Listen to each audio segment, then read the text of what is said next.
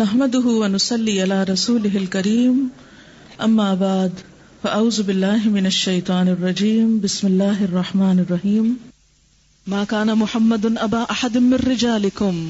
اس سے ایک چیز بتانا مقصود تھی، محمد تمہارے مردوں میں سے کسی کے باپ نہیں، وہ زید کے بھی باپ نہیں.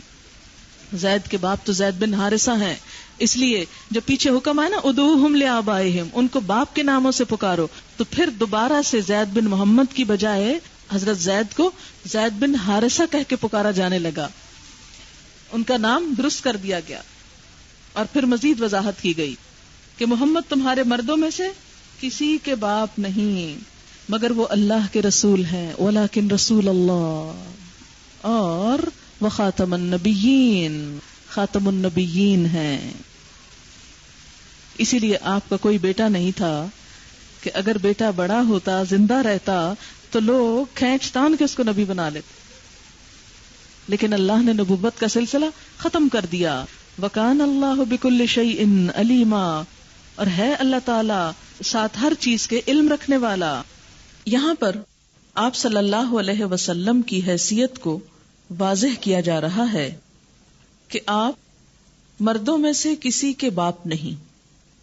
دراصل یہ آیت پچھلی آیات کا تتمہ ہے. تتمہ سے کیا مراد ہے؟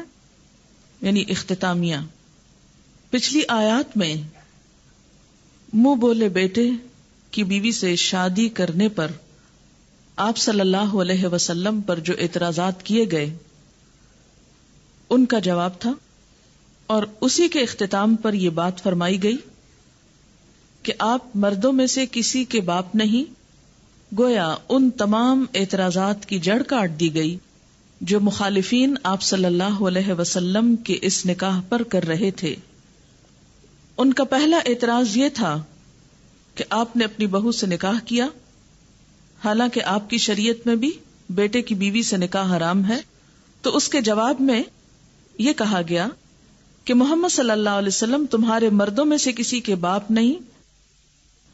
جس بیٹے کی طرف اشارہ ہے وہ آپ کا حقیقی بیٹا نہیں، اور لوگ یہ بات جانتے ہیں کہ جس وقت یہ آیات نازل ہوئیں اس وقت آپ کا کوئی حقیقی بیٹا نہ تھا. دوسرا اعتراض تھا کہ اچھا اگر منہ بولا بیٹا حقیقی بیٹا نہیں، تب بھی اس کی چھوڑی ہوئی عورت سے نکاح کرنا زیادہ سے زیادہ جائز ہی ہو سکتا تھا. کیا ضروری تھا کہ نکاح ہی کیا جاتا؟ نہ بھی کیا جاتا تو کیا تھا؟ تو کیا فرمایا گیا؟ ولیکن رسول اللہ، مگر وہ اللہ کے رسول ہیں. یعنی رسول ہونے کی حیثیت سے آپ پر یہ فرض تھا کہ جس چیز کو لوگوں نے یا لوگوں کی رسموں نے خواہ مخواہ حرام کر رکھا تھا اس کے بارے میں تمام تعصبات کا خاتمہ کیا جائے. اور اس کے لیے نبی صلی اللہ علیہ وسلم اس رسم کو خود ختم کریں، یعنی عملی نمونہ، کیونکہ پیچھے گزرا کہ آپ صلی اللہ علیہ وسلم کی زندگی ایک اسوہ حسنہ بھی ہے، اور یہ ایسی رسموں میں سے تھی یہ رسم کہ اگر اس کا خاتمہ آپ اپنے طرز عمل سے نہ کرتے تو محض تعلیم کافی نہ تھی.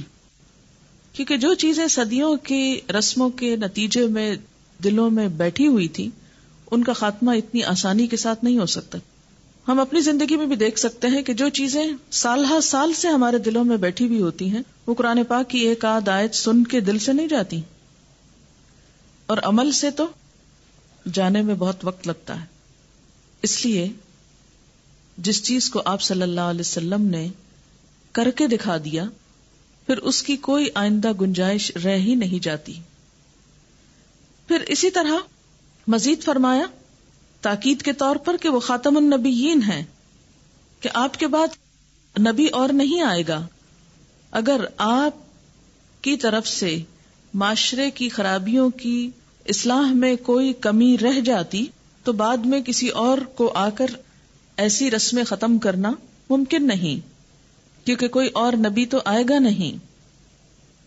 لہذا یہ ضروری تھا کہ اس رسم کا، جس کی وجہ سے معاشرے میں بہت سی مشکلات تھیں، اس کا خاتمہ آپ خود کر کے جاتے. اس کے بعد مزید زور دیتے ہوئے فرمایا کہ اللہ ہر چیز کا علم رکھنے والا ہے، یعنی اللہ کو معلوم ہے کہ اس وقت آپ صلی اللہ علیہ وسلم کے ہاتھوں اس رسم جاہلیت کو ختم کرانا کیوں ضروری تھا. اور ایسا نہ کرنے میں کیا قباحت تھی؟ اگرچہ یہ آیت پچھلے واقعے سے متعلق ہے، لیکن اس آیت میں ایک اہم مسئلہ یعنی نبی صلی اللہ علیہ وسلم کا خاتم النبیین ہونا ذکر کیا گیا ہے، اس لیے اس موضوع کے حوالے سے بھی چند باتیں عرض کرنا چاہوں گی۔ خاتم النبیین کا معنی کیا ہے؟ لغت کی روح سے خاتم یا ختم کس کو کہتے ہیں؟ عربی میں ختم العمل کے معنی ہے فرغ من العمل، کہ وہ کام سے فارغ ہو گیا۔ ختم الاناء، برتن کا منہ بند کر دیا اور اس پر مہر لگا دی، جیسے کسی بوتل وغیرہ میں کچھ ڈال کے سیل کر دیا جاتا ہے تاکہ نہ کچھ اس سے نکلے نہ کچھ اس کے اندر جائے۔ ختم الکتاب، خط بند کر کے اس پہ مہر لگا دی تاکہ خط محفوظ ہو جائے، کوئی اور اس کو نہ کھولے تو پتہ چل جائے، یعنی حفاظت کے لیے۔ ختم علی القلب، ختم اللہ علی قلوبہم، کیا مطلب ہے اس کا؟ کہ سب سے افضل ہے ان کے دل۔ خاتم القلوب اگر کوئی ہو تو سب سے بہترین دل والا یا مہر لگے ہوئے دل والا؟ خاتمۃ کل شیء، ہر چیز کا خاتمہ کیا ہے؟ عاقبتہ و آخرتہ، اس کا انجام اور اس کی آخرت۔ خاتم القوم، کسی بھی قوم کا خاتم کون ہے؟ آخرہم، ان کا آخری شخص۔ یہ سب باتیں آپ کو مل جائیں گی لسان العرب، قاموس اقرب المورد میں، یہ کسی بھی عربی ڈکشنری میں، یہ بڑی ڈکشنریوں کے نام ہیں، آپ کو یہی معنی اس میں نکلے گا۔ لیکن جن لوگوں نے آپ صلی اللہ علیہ وسلم کے بعد نبوت کو جائز اور روا قرار دیا ہے، انہوں نے اس کا لغوی معنی نہیں، میٹافوریکل معنی نکالا ہے۔ مثلا عربی میں یہ لفظ ایک اور معنی میں بھی استعمال ہوتا ہے، اور وہ کیا؟ خاتم الشعراء، خاتم الفقہاء، خاتم المفسرین۔ تو اس کا مطلب کیا ہے؟ معنی وہی ہے، لیکن مراد اس سے یہ کہ سب سے بڑا مفسر، سب سے بڑا شاعر، سب سے بڑا فقیہ۔ اس کا معنی کیا ہوا؟ یعنی لفظی معنی کیا ہے کہ شعراء یہاں ختم ہو گئے، فقہاء ختم ہو گئے، مفسرین یہاں ختم ہو گئے، ٹھیک؟ تو بات یہ ہے کہ وہ اس کا صرف مجازی معنی ہے، ایک مبالغے پر مبنی۔ مثلا ہم یہ کہتے ہیں کہ فلاں پر تو شاعری ختم ہو گئی، تو اس کا یہ مطلب تھوڑی ہوتا ہے کہ وہ ختم ہو گئی، وہ کیا ہوتا ہے؟ اس کے بعد بھی شاعری ہوگی۔ یہ آپ جب کسی کو کہتے ہیں فلاں پہ شاعری ختم ہو گئی، یا مبالغے کے لیے کہہ رہے ہوتے ہیں، مجازی طور پہ کہہ رہے ہوتے ہیں، یا واقعی سچے دل سے حقیقی طور پہ کہہ رہے ہوتے ہیں؟ مبالغے کے طور پر اور ادیبانہ انداز میں۔ قرآن کے جب کسی لفظ کو آپ انٹرپریٹ کریں گے تو ادیبانہ انداز میں نہیں کریں گے، میٹافوریکلی نہیں کریں گے۔ ٹھیک ہے، کئی قرآن میں میٹافورز استعمال ہوئے ہیں، لیکن وہ اپنی مقام اور جگہ پر۔ یہاں خاتم النبیین حقیقی معنوں میں استعمال ہوا ہے، ختم ہونے کے معنوں میں۔ پھر اس کے بعد آپ دیکھیں کہ قرآن پاک کی یہ آیت ختم نبوت پہ بات کرتی ہے، لیکن اب اس سے لوگ کنفیوز ہو جاتے ہیں نا۔ آپ کو کیا سمجھ میں آیا؟ پہلا معنی میں نے اس کا لغوی کیا ہے، دوسرا میٹافوریکل کیا ہے، ٹھیک؟ میٹافوریکل سمجھتے ہیں آپ؟ مجازی معنی۔ آپ کو پہلے یہ تھوڑی سی وضاحت کر دوں کہ ایک لفظ کا ایک حقیقی معنی ہوتا ہے اور ایک مجازی معنی ہوتا ہے۔ حقیقی معنی کیا ہے؟ جو اس چیز کی اصل حقیقت ہے۔ مثلا آپ نے کھانا کھایا اور کھانا آپ کو پسند نہیں آیا، تو آپ کہتے ہیں زہر کھایا۔ اب یہ جو اس کھانے کو آپ زہر کہہ رہے ہیں، تو وہ زہر نہیں تھا، کھانے کا جو زہر آپ نے کہا، تو یہ ایک مجازی معنی ہے، ٹھیک ہے نا؟ یہ شعر و شاعری میں عام طور پر استعمال ہوتا ہے۔ نبوت جیسے کاموں کے لیے مجازی معنی اس طرح استعمال نہیں ہوتے، وہاں لفظ کا حقیقی معنی استعمال ہوتے ہیں۔ اسی لیے جو لوگ ختم نبوت کا انکار کرتے ہیں، مجھے مرزا طاہر کی کچھ کیسٹ سننے کا اتفاق ہوا، تو اس میں ختم نبوت پہ بھی انہوں نے بات کی ہوئی ہے، اور اس میں وہ کہتے ہیں کہ اگر یہ کہا جائے خاتم الشعراء اور خاتم الفقہاء، تو اس کا یہ مطلب تو نہیں کہ فقہاء اور شعراء کا خاتمہ ہو گیا، اس کا مطلب یہ کہ سب سے افضل اور سب سے بہترین شاعر اور فقیہ۔ تو بات یہ ہے کہ وہ اس کا صرف مجازی معنی ہے، ایک مبالغے پر مبنی۔ مسلمان امت کی ایک بڑی اکثریت جو ہے وہ شروع سے اب تک اس کا یہی معنی سمجھتی رہی ہے کہ آپ کے بعد کوئی نبی نہیں، لیکن کچھ لوگوں نے اس کا دوسرا معنی لے کر کیا معنی کر دیا کہ نہیں اور نبی آ سکتے ہیں، اور اس سے بہت سارے لوگوں کو دھوکا ہو گیا اور دین کی ایک بنیاد یعنی عقیدے پر زد پڑی۔ یعنی یہ معاملہ یا مسئلہ ایسا نہیں ہے کہ جو نفل یا سنت میں سے ہے، یہ کس میں سے ہے؟ عقیدے میں سے ہے. اور اگر عقیدے میں کوئی خرابی ہو جاتی ہے تو عمل بھی پھر برباد ہو جاتے ہیں. اس لیے اس بات کی حقیقت کو بہت اچھی طرح سمجھنے کی ضرورت ہے. اب آپ دیکھیے کہ کسی بھی لفظ کا معنی یعنی قرآن کی تفسیر کرتے ہوئے کیا کسی بھی لفظ یا آیت یا سورت کی تفسیر صرف لغت کے اعتبار سے کی جا سکتی ہے؟ پہلے ایک بات طے کر لیجئے. مثلا صلاۃ کا لفظی معنی کیا ہے؟ صاد لام یہ سلیون سے ہو تو معنی ہے جلانا. اچھا، اسی طرح ایک اور معنی کیا ہے؟ دعا کرنا. اگر کوئی لغت کے معنوں میں دیکھے تو صلاۃ کا مطلب ہے پریئر. جیسے انگریزی میں نماز کے لیے کیا لفظ استعمال ہوتا ہے؟ پریئر. لیکن پریکٹیکلی پریئر کے کئی طریقے ہو سکتے ہیں عملی صورت میں. کون کون سے؟ مثلا ہاتھ اٹھا کے دعا مانگ لینا، دل میں ہی بیٹھ کے دعا مانگ لینا، وضو کے ساتھ یا وضو کے بغیر دعا مانگ لینا، کوئی بھی چیز ہو سکتی ہے نا. ٹھیک ہے. اچھا، اب آپ دیکھیے کہ اگر کوئی شخص ایسا مطلب نکال کے نماز پڑھنا شروع کر دے اور کہے کہ صلاۃ کا مطلب ہے پریئر اور میں نے پرے کر لیا ہے بیٹھے بیٹھے، بس ختم بات، تو اس کی یہ انٹرپریٹیشن بظاہر تو درست لگتی کہ نہیں؟ اس میں لاجک تو ہے نا کہ اس نے لفظی مطلب نکالا اور اس کے اوپر عمل کر لیا، ختم ہو گئی بات. لیکن کیا ایسے شخص کے طرز عمل کو آپ درست کہیں گے؟ کیوں نہیں کہیں گے؟ پہلے یہ بات طے کر لیجیے، کیونکہ یہ عقیدے کا مسئلہ ہے. اس لیے میں اس موضوع کو اچھی طرح سمجھانا چاہتی ہوں آپ کو، تاکہ نہ آپ دھوکہ کھائیں کہیں اور نہ دھوکہ کھانے والے کھاتے رہیں.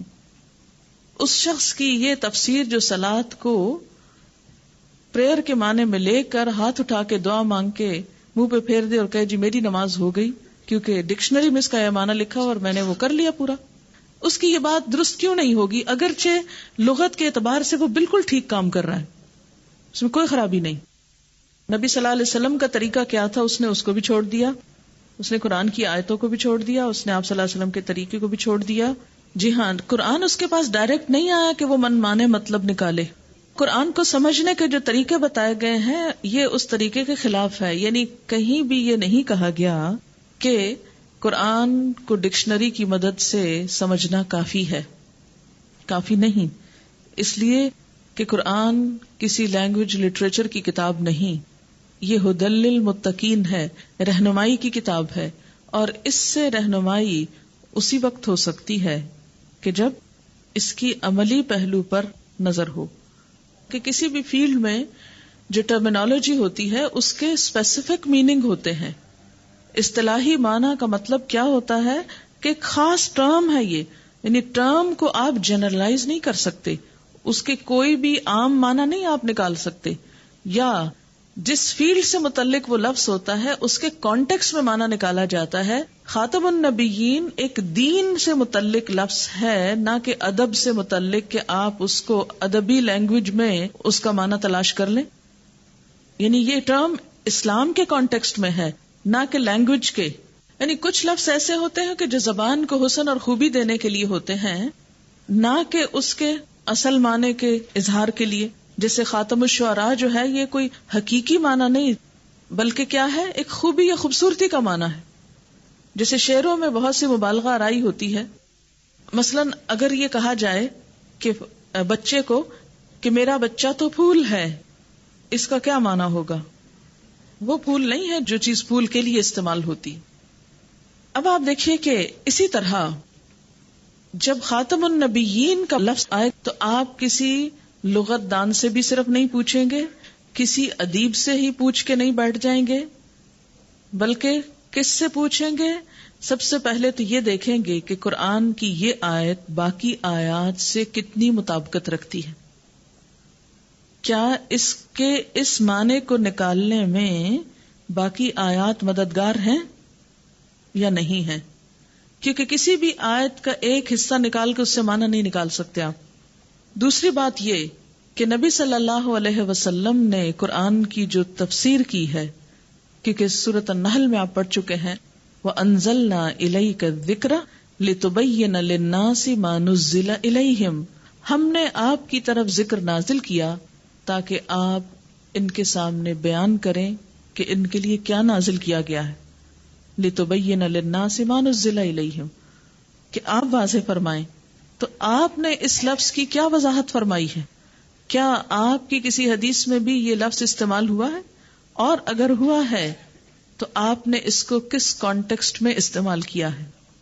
میٹافوریکلی، یا اگر ہم اس کو میٹافوریکل میننگ میں لیتے ہیں تو آپ دیکھیے کہ اس آیت کے کانٹیکسٹ میں یہ بات فٹ ہی نہیں ہوتی، کیونکہ آیت کے پچھلے حصے اور یہ آیت پچھلی آیات کے اختتامیہ کے طور پر پھر بے معنی ہو جاتی، کیونکہ یہاں اس بات کا کوئی کانٹیکسٹ بنتا ہی نہیں.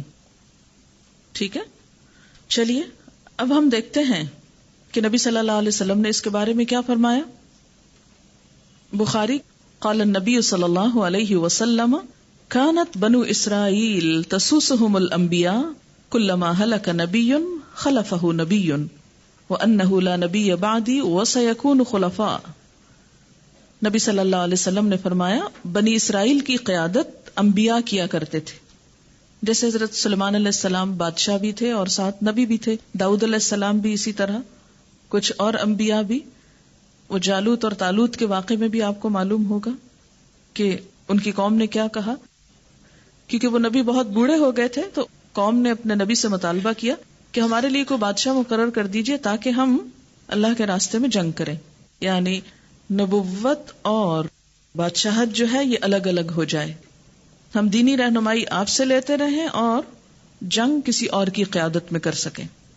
تو اس سے کیا پتہ چلتا ہے کہ کانت بنو اسرائیل تسوسهم الانبیاء کلما ہلک نبی خلفہ نبی، جب کوئی نبی فوت ہو جاتا تو دوسرا نبی اس کا جانشین ہوتا، مگر میرے بعد کوئی نبی نہ ہوگا بلکہ خلفاء ہوں گے. اسی طرح بخاری کتاب المناقب، نبی صلی اللہ علیہ وسلم نے فرمایا میری اور مجھ سے پہلے گزرے ہوئے انبیاء کی مثال ایسی ہے جیسے ایک شخص نے ایک عمارت بنائی اور خوب حسین و جمیل بنائی، مگر ایک کونے میں ایک اینٹ کی جگہ چھوٹی ہوئی تھی. لوگ اس عمارت کے گرد پھرتے اور اس کی خوبی پر اظہار حیرت کرتے، مگر کہتے تھے کہ اس جگہ اینٹ کیوں نہ رکھی گئی؟ تو وہ اینٹ میں ہوں اور میں خاتم النبیین ہوں، یعنی میرے آنے پر نبوت مکمل ہو گئی ہے.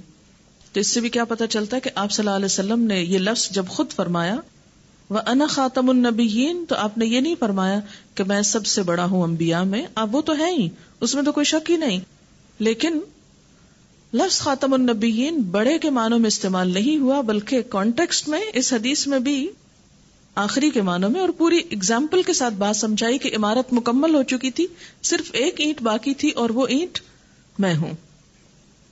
اسی طرح صحیح مسلم میں آتا ہے اور وہاں پر 4 حدیثیں ہیں، اور آخری حدیث میں جو الفاظ ہیں وہ یہ ہیں جئت فختمت الانبیاء، میں آیا اور میں نے انبیاء کا سلسلہ ختم کر دیا. اچھا، اس کا یہ مطلب تو نہیں اب یہ ہو سکتا ختمت الانبیاء کا کہ میں نے ان کو بڑا کر دیا. اب یہاں بھی کیا معنی نکالیں گے آپ؟ اسی طرح مسند احمد میں تھوڑے سے لفظی فرق کے ساتھ ایک اور روایت ہے. رسول اللہ صلی اللہ علیہ وسلم نے فرمایا مجھے 6 باتوں میں انبیاء پر فضیلت دی گئی، مجھے جامع اور مختصر بات کہنے کی صلاحیت دی گئی. یعنی آپ صلی اللہ علیہ وسلم بڑی بڑی باتوں کو چھوٹے سے الفاظ میں سمیٹ لیتے. نمبر 2، مجھے روب کے ذریعے مدد دی گئی. ایک اور حدیث میں آتا نا کہ آپ صلی اللہ علیہ وسلم کا روب اتنا ہوتا تھا کہ 1 مہینے کی مسافت تک دور لوگ بھی آپ کے نام سے ایک ہیبت محسوس کرتے تھے. خوف اور دہشت نہیں لکھی، ہیبت، فرق ہوتا ہے. تیسرا، میرے لیے مال غنیمت حلال کیے گئے کیونکہ پہلے انبیاء کی قوموں کے لیے جنگ میں حاصل شدہ مال حلال نہیں تھا. میرے لیے زمین کو مسجد بنایا گیا اور پاکیزگی حاصل کرنے کا ذریعہ بھی، یعنی زمین کے کسی بھی حصے پہ کھڑے ہو کے آپ نماز پڑھ سکتے ہیں، اور مٹی پاک ہے، اگر وضو نہیں کر سکتے تو تیمم کر سکتے ہیں. مجھے تمام دنیا کے لیے رسول بنا کر بھیجا گیا. اور چھٹی بات، وختم بی النبیون، میرے اوپر انبیاء کا سلسلہ ختم کر دیا گیا. ترمذی کی روایت ہے، نبی صلی اللہ علیہ وسلم نے فرمایا، رسالت اور نبوت کا سلسلہ ختم ہو گیا ہے، میرے بعد اب نہ کوئی رسول ہے نہ کوئی نبی۔ ایک اور حدیث ہے بخاری اور مسلم کی، آپ صلی اللہ علیہ وسلم نے فرمایا، میں محمد ہوں، احمد ہوں، ماہی ہوں کہ میرے ذریعے سے کفر محو کیا جائے گا، میں حاشر ہوں کہ میرے بعد لوگ حشر میں جمع کیے جائیں گے، اور میں عاقب ہوں، اور عاقب وہ ہوتا ہے جس کے بعد کوئی نبی نہ ہو۔ عاقب کس کو کہتے ہیں؟ پچھلے حصے کو، ایسا اینڈ ہو گیا۔ نبی صلی اللہ علیہ وسلم نے فرمایا، اللہ تعالیٰ نے کوئی نبی نہیں بھیجا جس نے اپنی امت کو دجال کے نکلنے سے نہ ڈرایا ہو، اور ان کے زمانے میں وہ نہ آیا۔ اب میں آخری نبی ہوں اور تم آخری امت ہو، لا محالہ اب اس کو تمہارے اندر ہی نکلنا ہے۔ نبی صلی اللہ علیہ وسلم نے فرمایا 3 مرتبہ، میں محمد نبی امی ہوں، پھر فرمایا اور میرے بعد کوئی نبی نہیں۔ یہ مسند احمد کی روایت ہے۔ مسند احمد ہی کی ایک اور روایت ہے، آپ نے فرمایا میرے بعد کوئی نبوت نہیں، صرف بشارت دینے والی باتیں ہیں۔ عرض کیا گیا وہ باتیں کیا ہیں؟ فرمایا اچھے خواب، یعنی وحی کا کوئی امکان نہیں، ہاں اچھے خواب کے ذریعے خوشخبریاں لوگوں کو مل سکتی ہیں۔ اسی طرح آپ صلی اللہ علیہ وسلم نے حضرت علی سے فرمایا، میرے ساتھ تمہاری نسبت وہی ہے جو موسیٰ علیہ السلام کے ساتھ ہارون علیہ السلام کی تھی، مگر میرے بعد کوئی نبی نہیں۔ ہارون علیہ السلام کی نسبت کیوں دیا آپ نے حضرت علی کو؟ کیونکہ وہ مددگار کے طور پر ان کے ساتھ نبوت دیے گئے تھے، لیکن یہاں پر مددگار تو تھے آپ، یعنی حضرت علی رضی اللہ تعالیٰ عنہ، لیکن نبوت نہیں دی گئی۔ پھر اسی طرح ایک اور روایت میں ہے کہ میری امت میں 30 کذاب ہوں گے، 30 جھوٹے لوگ آئیں گے۔ یہ ایک پیشن گوئی تھی، اور ہر ایک نبی ہونے کا دعویٰ کرے گا، حالانکہ میں خاتم النبیین ہوں، میرے بعد کوئی نبی نہیں۔ یہ سنن ابی داؤد کی روایت ہے۔ اسی طرح مسلم کی حدیث ہے کہ ارسلت الی الخلق کافۃ وختم بی النبیون، مجھے تمام انسانوں کی طرف نبی بنا کر بھیجا گیا اور میرے اوپر نبوت ختم ہو گئی۔ خاتم النبیین لفظ کو ہم صرف ڈکشنری سے نہیں سمجھیں گے، بلکہ کس سے؟ پہلے تو قرآن پاک کی آیات سے، پھر اس کے بعد احادیث سے، کہ آپ صلی اللہ علیہ وسلم نے اس کا معنی کیا کیا۔ اور ہم دیکھ رہے ہیں کہ ہر حدیث میں جو بھی اس ریفرنس میں آتی ہیں اس میں کیا معنی نکلتا ہے؟ آخری کا معنی نکلتا ہے، کہیں بھی اعلیٰ یا افضل یا کوئی اور معنی نہیں آتا۔ اس کے بعد ہم دیکھیں گے کسی بھی بات کو سمجھنے کے لیے کہ صحابہ کرام نے اس کو کیسے سمجھا، کیونکہ سب سے پہلے شاگرد تو آپ کے وہی تھے، انہوں نے کیا سمجھا؟ اگر انہوں نے کوئی ایسی بات سمجھی ہوتی تو ہم تک پہنچتی۔ اس میں ہم سب سے پہلے مسلمہ کذاب کا واقعہ دیکھتے ہیں۔ یہ شخص نبی صلی اللہ علیہ وسلم کی نبوت کا منکر نہیں تھا، لیکن اس کا دعویٰ یہ تھا کہ اسے حضور صلی اللہ علیہ وسلم کے ساتھ شریک نبوت بنایا گیا ہے۔ اس نے آپ صلی اللہ علیہ وسلم کی وفات سے پہلے ایک خط آپ کو لکھا، اس کے الفاظ ہیں، من مسیلمہ رسول اللہ الی محمد رسول اللہ سلام علیک فانی اشرکت فی الامر معک۔ مسلمہ رسول اللہ کی طرف سے محمد رسول اللہ کی طرف آپ پر سلام ہو، آپ کو معلوم ہو کہ میں آپ کے ساتھ نبوت کے کام میں شریک کیا گیا ہوں۔ لیکن آپ کو معلوم ہے کہ اس شخص کے ساتھ پھر کیا معاملہ کیا گیا تھا۔ طبری ایک مورخ ہے، اس نے یہ روایت بھی بیان کی ہے کہ مسلمہ کے ہاں جو آذان دی جاتی تھی اس میں اشہد ان محمد رسول اللہ کے الفاظ بھی کہے جاتے تھے، لیکن اس کے اس اقرار کے باوجود اسے کافر اور خارج از ملت قرار دیا گیا، اور یہ بات تاریخی طور پر ثابت ہے کہ اس کے خلاف جنگ کی گئی تھی۔ بنو حنیفہ نیک نیتی کے ساتھ اس پر ایمان لائے، کیونکہ اس نے ان کو اس غلط فہمی میں ڈال دیا تھا کہ نبی صلی اللہ علیہ وسلم کے ساتھ اس کو شریک رسالت کیا گیا ہے۔ قرآن کی آیات کو ان کے سامنے مسلمہ پر نازل شدہ آیات کی حیثیت سے ایک شخص نے پیش کیا جو مدینہ طیبہ سے قرآن کی تعلیم حاصل کر کے گیا تھا۔ ہر دور میں ایسے لوگ ہوتے ہیں کہ جو قرآن کو اپنے مخصوص مقاصد کے لیے استعمال کرتے ہیں، یعنی ضروری نہیں کہ ہر وہ شخص جو قرآن پڑھے وہ اس سے ہدایت بھی پائے۔ تو اس نے کیا کیا؟ مسلمہ کی آیات کہہ کر کہ یہ وہی مسلمہ پر اتری ہے اس کی طرف سے پیش کر دی۔ صحابہ کرام نے نہ اسے مسلمان تسلیم کیا اور اس پر فوج کشی بھی کی، اور بغاوت کے جرم میں اس سے جنگ کی تھی. حضرت ابوبکر کے دور میں یہ ہوا تھا، اور انہوں نے یہ بھی کہا تھا کہ ان کی عورتوں اور بچوں کو بھی غلام بنایا جائے گا. کہا جاتا ہے، ایک تاریخی روایت ہے کہ انہی میں سے ایک لونڈی حضرت علی کے حصے میں آئی تھی، جس کے بطن سے تاریخ اسلام کی مشہور شخصیت محمد بن حنفیہ نے جنم لیا تھا. حنفیہ سے مراد یہاں کیا؟ بنو حنیفہ کی عورت. اب اس کے بعد ہم دیکھیں گے کہ شروع سے علماء امت کیا کہتے رہے ہیں اس معاملے میں. ٹھیک ہے، پہلی صدی سے لے کر آج تک ہر زمانے کے اور پوری دنیا اسلام میں ہر ملک کے علماء اس عقیدے پر متفق ہیں کہ نبی صلی اللہ علیہ وسلم کے بعد کوئی شخص نبی نہیں ہو سکتا، اور یہ بھی کہ جو اس چیز کا دعویٰ کرے گا یا اس کو مانے وہ کافر خارج از ملت اسلام ہے. یہ اجماع امت سے یہ بات ثابت رہی ہے. امام ابو حنیفہ رحمۃ اللہ علیہ کے زمانے میں ایک شخص نے نبوت کا دعویٰ کیا اور کہا کہ مجھے موقع دو کہ میں اپنی نبوت کی علامات پیش کروں. اس پر امام اعظم نے فرمایا کہ جو شخص اس سے نبوت کی کوئی علامت طلب کرے گا وہ بھی کافر ہو جائے گا، کیونکہ نبی صلی اللہ علیہ وسلم فرما چکے ہیں کہ لا نبی بعدی. جب آپ نے کہہ دیا کہ میرے بعد کوئی نبی نہیں، تو اب کسی سے یہ پوچھنا کہ اچھا بتاؤ کیسے اپنے آپ کو نبی کہتے ہو، تو یہ بھی درست نہیں. علامہ ابن جریر طبری اپنی مشہور تفسیر قرآن میں آیت وَلَٰكِن رسول اللہ وخاتم النبیین کا مطلب بیان کرتے ہیں کہ جس نے نبوت کو ختم کر دیا اور اس پر مہر لگا دی، اب قیامت تک یہ دروازہ کسی کے لیے نہیں کھلے گا. امام طحاوی اپنی کتاب عقیدہ سلفیہ میں سلف صالحین اور خصوصاً امام ابو حنیفہ، امام ابو یوسف، امام محمد کے عقائد بیان کرتے ہوئے تحریر فرماتے ہیں کہ محمد صلی اللہ علیہ وسلم اللہ کے برگزیدہ بندے، چنے ہوئے نبی، پسندیدہ رسول ہیں، خاتم الانبیاء، امام الاتقیاء، سید المرسلین، حبیب رب العالمین ہیں. ان کے بعد نبوت کا ہر دعویٰ گمراہی اور خواہش نفس کی بندگی ہے. اس کے علاوہ بھی بے شمار اقوال ہیں جن کا یہاں موقع نہیں، چند ایک کا ذکر ہی کافی ہے. فتاوی عالمگیری کا نام آپ نے سنا ہوگا، جسے 12ویں صدی ہجری میں اورنگزیب عالمگیر کے حکم سے ہندوستان کے بہت سے علماء نے مرتب کیا تھا. اس میں بھی لکھا ہے کہ اگر آدمی یہ نہ سمجھے کہ محمد صلی اللہ علیہ وسلم آخری نبی ہیں تو وہ مسلم نہیں، اور اگر وہ کہے کہ میں اللہ کا رسول ہوں یا میں پیغمبر ہوں تو اس کی تکفیر کی جائے گی.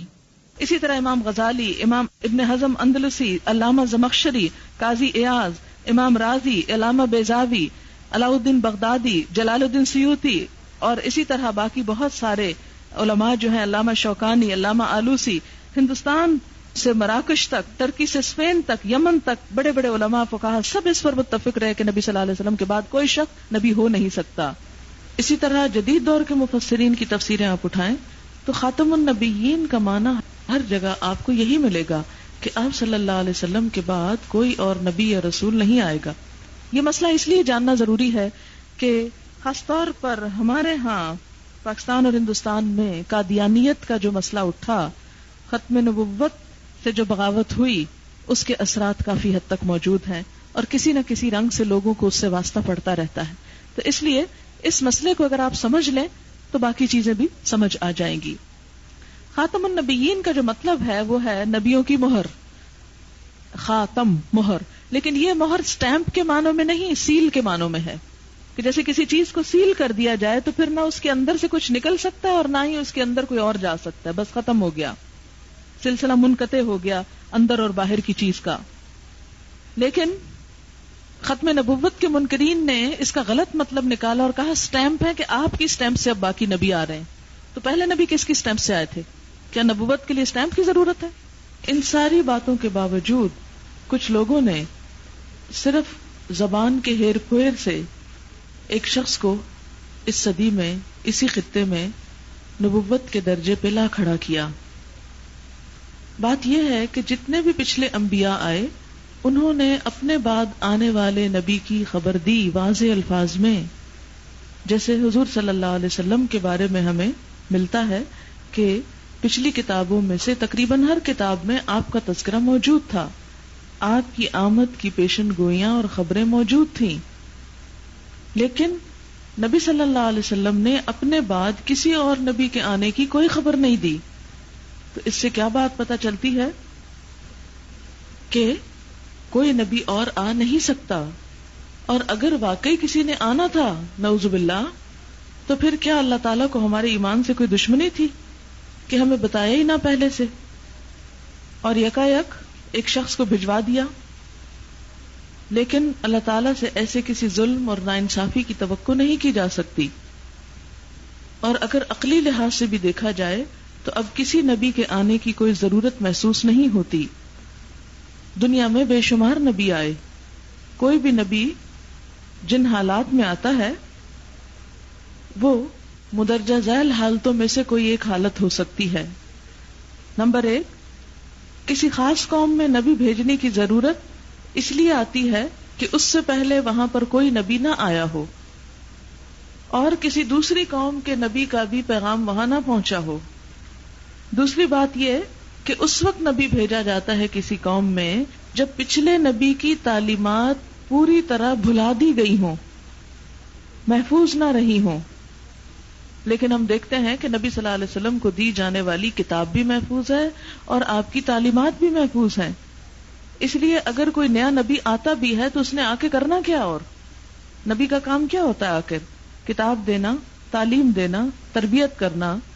تو جب کتاب پہلے سے ہی موجود ہے محفوظ، تو پھر نبی کی تو ضرورت نہیں، علماء اور صلحاء ہی کافی ہیں. نئے دور میں ایسے لوگ کافی ہیں کہ جو لوگوں کی تعلیم اور تربیت کریں. پھر اسی طرح یہ ہے کہ بعض اوقات ایک نبی کی تعلیمات تو ہو سکتی ہیں کسی حد تک، لیکن وہ مکمل نہ ہوں. ان کو مکمل کرنے کے لیے جیسے تورات اور انجیل کسی نہ کسی شکل میں تو موجود تھی، اگرچہ وہ تبدیل ہو چکی تھی، لیکن اس میں کچھ تعلیمات پھر بھی باقی تھی مگر مکمل نہیں تھی. نبی صلی اللہ علیہ وسلم کے آنے پر دین مکمل ہو گیا. پھر اسی طرح بعض اوقات نبی اس لیے آئے کہ ایک نبی کی مدد کرنا تھی دوسرے نبی کو، جیسے سورۃ یاسین میں آپ پڑھیں گے اذ ارسلنا الیہم اثنین فکذبوہما فعززنا بثالث، جب ہم نے ان کی طرف 2 بھیجے انہوں نے دونوں کو جھٹلا دیا تو ہم نے ایک تیسرا بھیج دیا، یعنی ان 2 کی مدد کے لیے، سپورٹ کے لیے. قرآن پاک میں آپ یہ آیت پڑھ چکے ہیں کہ نبی صلی اللہ علیہ وسلم کو تمام مخلوق کے لیے بھیجا گیا، رحمت للعالمین.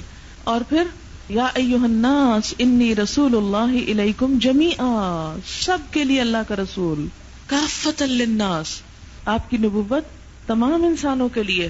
اور پھر ایسی احادیث موجود ہیں کہ آپ کے بعد کوئی بھی شخص جو آپ کو نہ مانے وہ کفر کے درجے میں پہنچے گا.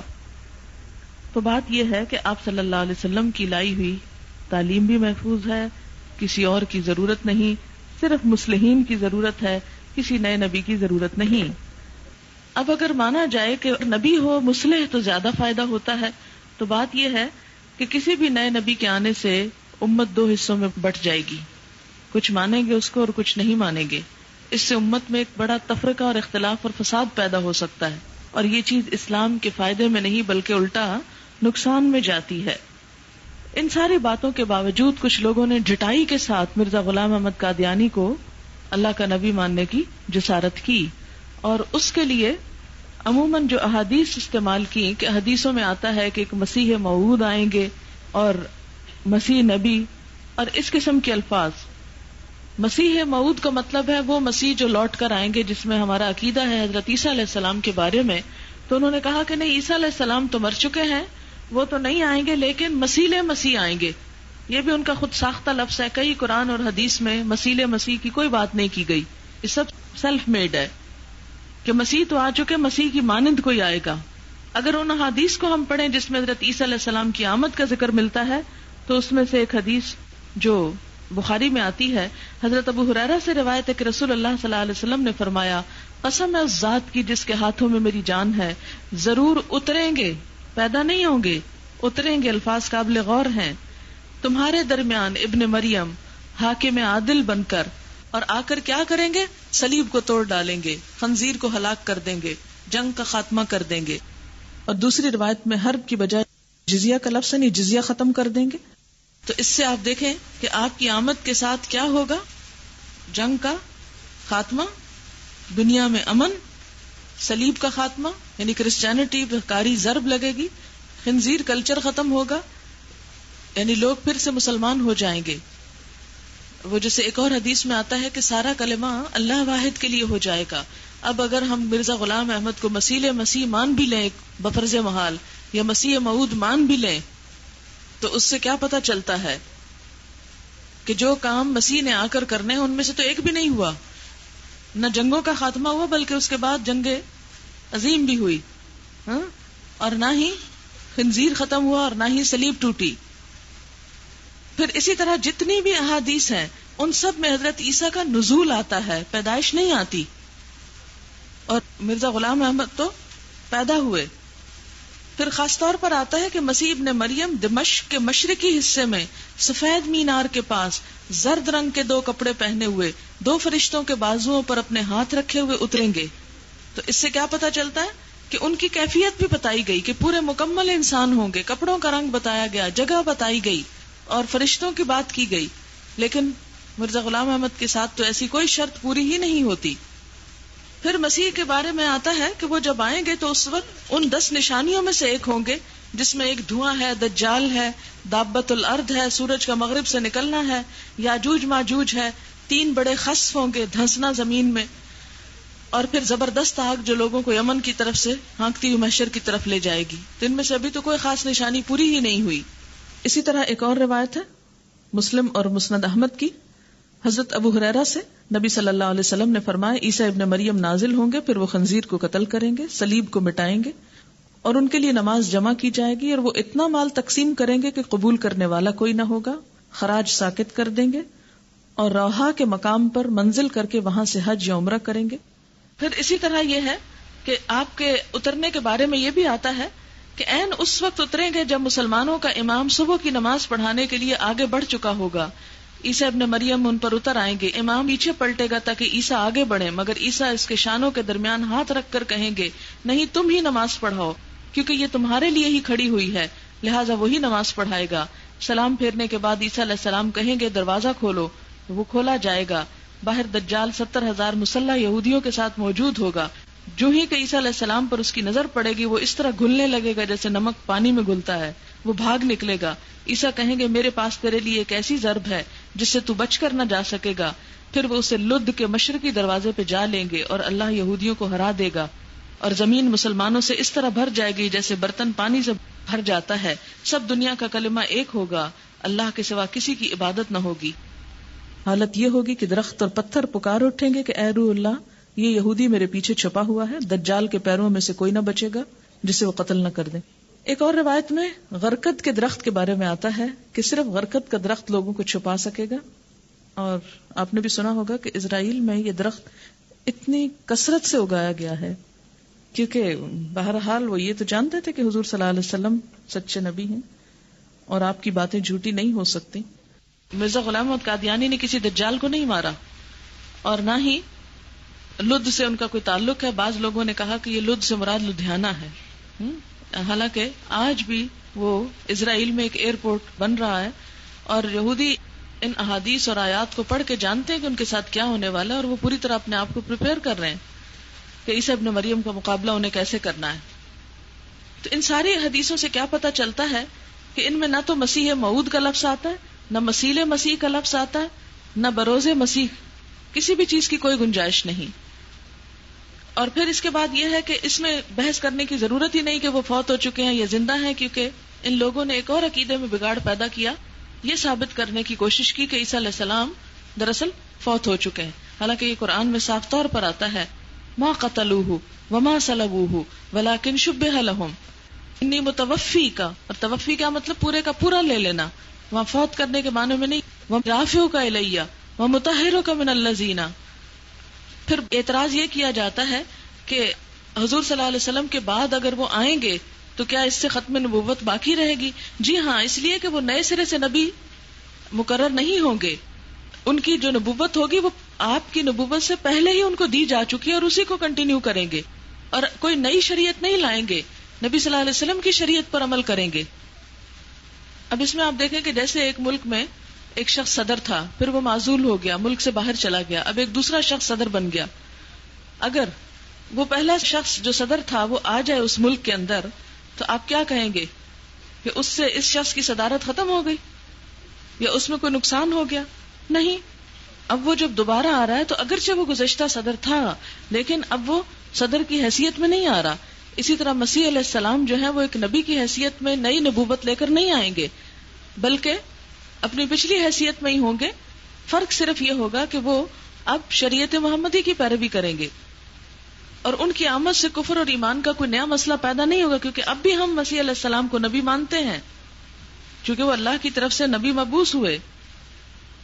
اور پھر اس مسیح کے آنے کی جگہ ہندوستان نہیں ہے بلکہ دمشق ہوگی، کیونکہ جتنی بھی احادیث ہیں مثلا ان کا مضمون کچھ یوں ہے کہ مسیح دجال 70,000 یہودیوں کا لشکر لے کر شام میں گھسے گا، دمشق کے سامنے پہنچے گا، عین اسی وقت حضرت مسیح اتریں گے اور فجر کے بعد مسلمانوں کے مقابلے پر نکلیں گے. ان کے حملے سے دجال پسپا ہو کر افیق کی گھاٹی سے اسرائیل کی طرف پلٹے گا. وہ اس کا پیچھا کریں گے، آخرکار لد کے ہوائی اڈے پر پہنچ کر ان کے ہاتھ سے مارا جائے گا. اس کے بعد یہودی چن چن کر مارے جائیں گے، ساری ملت یہود کا خاتمہ ہو جائے گا. اگر وہ مسیح تھے تو پھر یہ ملت یہود کا خاتمہ ہونا چاہیے تھا. اس وقت وہ دنیا میں سب سے زیادہ قوت رکھتے ہیں. تمام باتیں جو شخص بھی پڑھے گا وہ خود فیصلہ کر سکے گا کہ کوئی بھی چیز کامن نہیں ہے مرزا غلام احمد قادیانی اور حضرت مسیح علیہ السلام میں. یہ ایک پیمفلٹ ملا تھا چھوٹا سا مجھے، اس میں کچھ باتیں مرزا غلام احمد قادیانی کی جو اس نے خود کہی ہوئی ہیں، اس کی تحریروں کا اقتباس پڑھ کر سناتی ہوں. مرزا غلام احمد قادیانی نے جھوٹے دعوی نبوت سے پہلے تو اپنے آپ کو مسیح موعود اور عیسیٰ علیہ السلام بنانے کی کوشش کی، اور اس کوشش میں اپنی ذات کو عیسیٰ علیہ السلام کی ذات سے بڑا اور بہتر ثابت کرنے کے لیے حضرت عیسیٰ کے بارے میں توہین آمیز فکرے استعمال کیے کہ کسی بھی مذہب کے ماننے والے اس قسم کے توہین آمیز جملے کسی پیغمبر کے بارے میں سننا پسند نہ کریں. یہ تو کسی مرتد اور زندیق کی زبان سے ادا ہو سکتے ہیں. اس میں ہم دیکھتے ہیں کہ کیا کہتا ہے عیسیٰ علیہ السلام کو. مرزا غلام احمد قادیانی لکھتا ہے روحانی خزائن جلد 1 صفحہ 299 یعنی 289 میں کہ عیسیٰ علیہ السلام کو گالیاں دینے کی اور بدزبانی کی اکثر عادت تھی. ادنا ادنا بات میں غصہ آ جاتا تھا، اپنے نفس کو جذبات سے روک نہ سکتے، مگر میرے نزدیک آپ کی یہ حرکات جائے افسوس نہیں، کیونکہ آپ تو گالیاں دیتے تھے اور یہودی ہاتھ سے کسر نکال لیتے تھے. یعنی آپ تو صرف گالیاں دیتے تھے اور یہودی ہاتھ سے کسر نکالتے. یہ بھی یاد رہے کہ عیسیٰ علیہ السلام کو اس قدر جھوٹ بولنے کی عادت بھی. پھر لکھتا ہے نہایت شرم کی بات ہے کہ آپ نے پہاڑی تعلیم کو جو انجیل کا مغز کہلاتی یہودیوں کی کتاب تالمود سے چرا کر لکھا ہے اور پھر ایسا ظاہر کیا گویا یہ میری تعلیم ہے. یہ بھی روحانی خزائن ہی سے پیراگراف لیا گیا ہے. اسی طرح ایک اور پیراگراف ہے، آپ عیسیٰ علیہ السلام کا خاندان بھی نہایت پاک اور مطہر ہے. 3 دادیاں اور نانیاں آپ کی زناکار اور کسبی عورتیں تھیں جن کے خون سے آپ کا وجود ظہور پذیر ہوا، مگر شاید یہ بھی خدائی کے لیے ایک شرط ہوگی، اور اس کے علاوہ جو الفاظ ہیں وہ نہیں پڑھے جا سکتے. یہ لکھتے ہیں کہ یورپ کے لوگوں کو جس قدر شراب نے نقصان پہنچایا اس کا سبب تو یہ تھا کہ عیسیٰ علیہ السلام شراب پیتے تھے، کسی پرانی عادت کی وجہ سے یا بیماری کی وجہ سے. پھر اسی طرح خدا نے اس امت میں سے مسیح موعود کو بھیجا جو اس پہلے مسیح سے اپنی تمام شان میں بہت بڑھ کر ہے، اور اس نے دوسرے مسیح کا نام غلام احمد رکھا. اور پھر ایک اور شعر ہے ابن مریم کے ذکر کو چھوڑو اس سے بہتر غلام احمد ہے. یہ روحانی خزائن ہے. یہ کتاب جو ہے عام جگہوں سے آپ کو اویلیبل نہیں ہو سکتی کیونکہ قادیانیوں کی کچھ کتابیں ایسی ہیں کہ جو مارکیٹ میں نہیں ملتی، صرف یہ ان خاص خاص لوگوں کے پاس ہوتی ہیں جو مکمل طور پر ان پر ایمان لے آتے ہیں. کوئی سوال جو آپ کے ذہن میں ہو؟ ان کا سوال یہ ہے کہ ان احادیث کے علاوہ کیا قرآن پاک کی کسی آیت میں ایسا کوئی اشارہ موجود ہے کہ حضرت عیسیٰ علیہ السلام آئیں گے؟ 6 پارے میں کہاں پر؟ النساء 157 بل رفعہ اللہ الیہ وکان اللہ عزیزا حکیما وان من اہل الکتاب الا لیؤمنن بہ قبل موتہ ویوم القیامۃ یکون علیہم شہیدا. اور اہل کتاب میں سے کوئی ایسا نہیں ہوگا کہ جو اس پر ایمان نہ لائے اس کی موت سے پہلے. اس کی موت سے پہلے سے مراد کیا؟ حضرت عیسیٰ علیہ السلام کی موت سے پہلے، یعنی دنیا میں آ کر جب وہ دوبارہ جائیں گے تو کیا ہوگا؟ یہود و نصارہ سب ان پر ایمان لے آئیں گے. ایک اور حدیث میں آتا ہے نا کہ ساری دنیا میں ایک ہی کلمہ ہوگا، ایک ہی سجدہ ہوگا، یعنی اسلام پھر کثرت سے پھیل جائے گا. لیکن حضرت عیسیٰ علیہ السلام جو پہلی دفعہ دنیا سے گئے ہیں تو اس وقت تو کوئی ایسی چیز نہیں تھی، سب تھوڑی ایمان لائے تھے. کتنے لوگ تھے آپ پہ ایمان لانے والے؟ 12. حواریوں کی تعداد 12 بتائی جاتی. باقی تو سب آپ کے مخالف گروپ میں سے تھے. انبیاء علیہ السلام کو آپس میں کمپیئر کرنا ہی نہیں چاہیے کہ کس کے پاس کیا معجزہ تھا. جو جس کو دیا اللہ تعالیٰ نے دیا، اور ہمیں منع کیا گیا لا نفرق بین احد منہم، ہمیں ان کے درمیان فرق نہیں کرنا کہ کون زیادہ اچھا تھا، کون زیادہ بڑا تھا اور کون کم بڑا تھا. اچھا پھر آپ دیکھیے کہ بعض لوگوں نے یہ بھی کہا کہ حضرت عیسیٰ علیہ السلام تو اب تک زندہ ہوں اور ہمارے نبی فوت ہو چکے ہوں، اس سے تو بڑی توہین لازم ہوتی ہے، لہٰذا اس میں پھر اور باتیں نکلیں. اس میں آپ دیکھیے کہ جس چیز کو ہم موت کہتے ہیں نا، وہ موت ایسی چیز نہیں ہے کہ جس میں فنا ہے، وہ اس دنیا سے اس دنیا میں چلے جانے کا نام ہے. ٹھیک ہے. اور انبیاء علیہ السلام کے ساتھ تو ظاہر اللہ کے خاص بندے تھے، خاص ہی معاملہ ہوگا. وآخر دعوانا ان الحمد للہ رب العالمین.